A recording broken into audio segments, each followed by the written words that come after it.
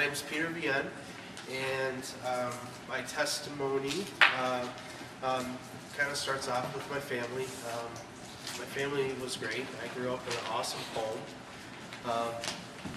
I had many trials as a kid, but nothing that every teenager goes through. Just temptation of wanting to fit in, be popular, be funny, have your classmates like you, try to do good in school. In high school, I definitely grew very much wanting to be with women and wanting to really have a deep relationship with a girl. And I was never really driven by lust as much as I was just driven by wanting to be a part of their life. But I learned it grew definitely into more lustful desires and feelings as temptation grew. I was a believer in the Lord at age 13, but I just grew apart from the Lord and His teachings. I wanted to do my own thing and be my own person. In college,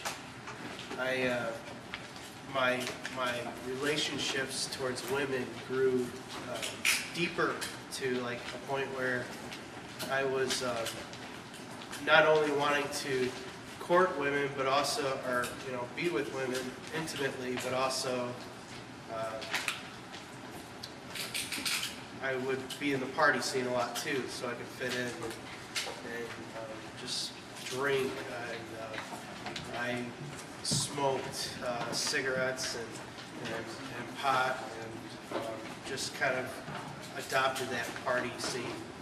And I just grew more and more distant from the Lord through that, because I was running the show, and I was like just doing the things that I wanted to do,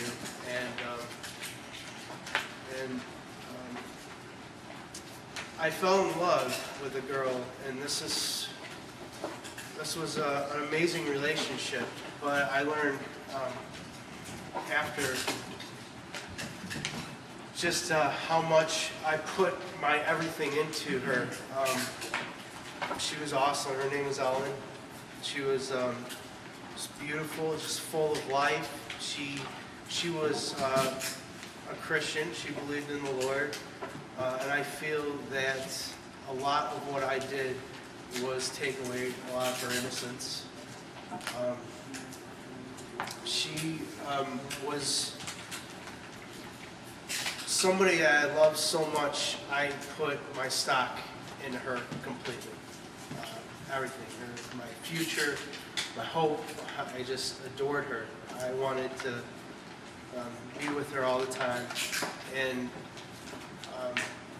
I proposed to her towards the end of our college experience, and we were going to get married. And in November of the fall before we got married, she was killed in a car accident. And because I've invested my whole life into her and I loved her so much, and after losing her, I was completely broken for 2 years after her passing. And it's amazing because through that time of being so alone and so bitter towards God as to why He would allow it, and I was bitter towards our church because our church didn't necessarily comfort me in that time, and I didn't know what the purpose of it was. The purpose of the church was, I didn't not believe in the Lord, but I believed that the Lord was punishing me. And I was just dealing with so much where I was like, okay, God, we're just not on a speaking relationship right now. We're just I'm going to do my thing, and I'm going to go to culinary arts school, I'm going to cook, and when I'm done, I'm going to open a restaurant or get a show on Food Network or whatever. And the Lord just has a way of capturing your heart. And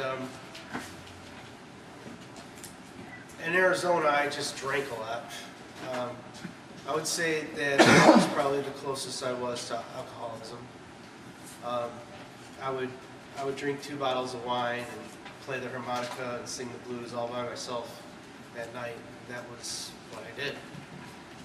When I moved back home, I started to go to church out of respect for my parents, and I bottomed out. The taste of alcohol, the taste of going to the bar, talking to girls that I didn't even want to have a relationship with, but I would just talk to them because I felt like that was the next step. Even the career I was choosing in culinary arts just seemed tasteless to me, pointless to me. I wasn't happy with what I was doing at all. And I started going to church just out of respect to my mom. You know, like okay, Mom, I'll go with you to church. And so I would go to church, and I wouldn't find a whole lot of comfort in the pastor's message, but what really grabbed me was the time of worship. And I didn't like Christian music or like contemporary Christian music. I was not a fan of it at all. But I was so moved by worship, where I would like start to get teary-eyed, and I'd be like, why? What is going on? This music isn't good, you know? But the Lord just started just taking hold of my life and my heart, and I mean, I remember like particular song, "Blessed be the name of the Lord," and like "You give and you take away," and just those words just rattled me so much, and I'm like, what are you giving me, God? What are you giving me? You know? And I would say that kind of sparked more of a desire to pursue what Jesus was about. Because what I had seen in the church and what I had seen at home, like, made me believe that he was up to something, but I didn't know what, and I didn't know how real he was or how much he cared for me.